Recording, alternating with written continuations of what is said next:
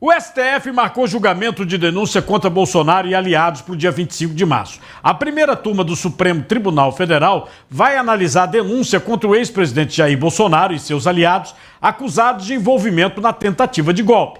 A decisão sobre a abertura de uma ação penal fica nas mãos dos ministros Cristiano Zanin, que foi o advogado de Lula, né?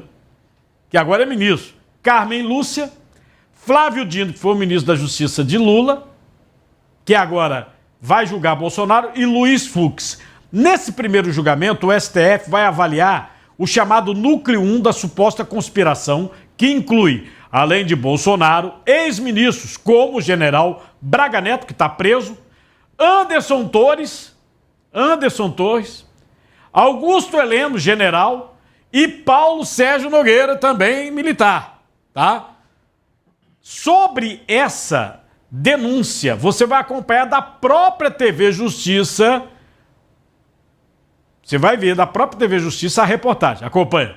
O Procurador-Geral da República, Paulo Gonet, analisou a defesa prévia do chamado Núcleo 1 da tentativa de golpe de Estado, que inclui o ex-presidente Jair Bolsonaro, o ex-ajudante de ordens dele, Mauro Cid, o ex-diretor-geral da ABIN, Alexandre Ramagem, o ex-comandante da Marinha, almirante Almir Garnier, Anderson Torres, que foi ministro da Justiça, além do ex-ministro do Gabinete de Segurança Institucional, general Augusto Heleno, o ex-ministro da Defesa, general Paulo Sérgio Nogueira de Oliveira, e o general Braga Neto, ex-ministro da Casa Civil e da Defesa. Entre os argumentos, eles alegam que o Supremo Tribunal Federal não é competente para julgar o caso, que deveria ser transferido para a primeira instância. Mas o procurador seguiu um novo entendimento do STF estabelecido nesta semana, sobre manter crimes que envolvem acusados com foro privilegiado para julgamento no Supremo. O STF fixou tese de que a prerrogativa de foro nos casos de crimes praticados no exercício do cargo e em razão das funções subsiste mesmo após o afastamento da autoridade de suas atividades, ainda que o inquérito ou a ação penal sejam iniciados depois de cessado o exercício do cargo. Você tá vendo aí, não é? Já tá para... Estão botando para julgamento. Tá rápido, não tá? Veja, é estranho, porque normalmente o judiciário ele é muito moroso. E entenda que um processo dessa envergadura, eu não sei o volume de folha, mas vamos dizer, assim, algumas milhares de folhas de um processo para ser analisado. Entendo que também existem todas as preliminares apresentadas pelos advogados de defesa. Mais além, Cardinal, é importante frisar, e que você no começo falou, tem um ministro, Flávio Dino, que por algumas vezes declarou não simpatizar com Bolsonaro. Inclusive, chamou em alguns vídeos que eu presenciei, chamando ele de o demônio. E em outro lado, tem também o Zanin, que...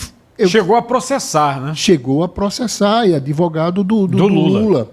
Enfim, então é um contexto que eu vejo um afã desesperado para colocar um processo em pauta, para que se julgue logo o processo, e na minha leitura, eu posso estar equivocado, passou a ser mais um processo político. A tentativa de fazer com que o processo criminal aconteça e ele seja condenado criminalmente, o que impede Bolsonaro a participar da eleição de 2026. Esse é o motivo. E correndo para condenar em 2025 para não tumultuar 2026. Não tumultuar 2026. Só que você tem coisas absurdas sendo cometidas aí e a história com H vai cobrar desses seres. Por exemplo, o Alexandre de Moraes, ele é colocado como vítima, citado na denúncia 46 vezes como vítima, o Alexandre de Moraes, ele vai ser o julgador. E é o relator. E o relator. Então, quer dizer... Mas cabe ao tribunal, esse é o papel do tribunal, é analisar toda a documentação, o volume de documentos, algumas milhares de como eu te falei. Não tem isso. Mas, não vamos. Mas eles precisam esgotar, é assim, porque eu tenho um princípio constitucional da ampla defesa e do contraditório. E existe isso agora no Supremo? Não tem. Pelo que aparenta, não. Então... O pessoal agora da defesa, inclusive viu o advogado do general Braga Neto dizendo que a gente não teve acesso ainda a todos os documentos. E a Polícia Federal diz que está terminando alguns negócio de elaboração de áudio que pegou nos telefones e tal, com aqueles softwares RLS. Como eu vou abrir um processo para abrir uma denúncia criminal contra alguém se eu não ofereci a outra parte, aos advogados de defesa, a ampla defesa e o conhecimento de todas as provas, com um prazo razoável, o Ministério Público... Aí foi desde o início tudo pensado, né? Tudo pensado. Aqui a gente não está falando se o Bolsonaro, o Braga Neto, o Heleno, o Cid, o Kid Preto, se é culpado de golpe ou não. O problema é o seguinte, o devido processo legal não era sequer no Supremo, era na primeira instância. Isso foi dito já por vários juristas. Eles resolveram mudar de novo. Quando mudaram aquele negócio da condenação da segunda instância para beneficiar Lula, mudaram de novo, pô. De acordo mudaram. com a conveniência. Isso é muito ruim porque, juridicamente, o advogado não sabe nem o que faz. Aqui, vários juristas passaram aqui, não sei se é o seu caso, né? Mas o pessoal mais recente, doutor João, estudou no livro de Alexandre. Não estudei, não. Do ministro. Graças a Deus. O pessoal Deus, diz, olha, tudo que está no livro dele, e não mudou a lei. ele faz o contrário. Ele está fazendo o contrário.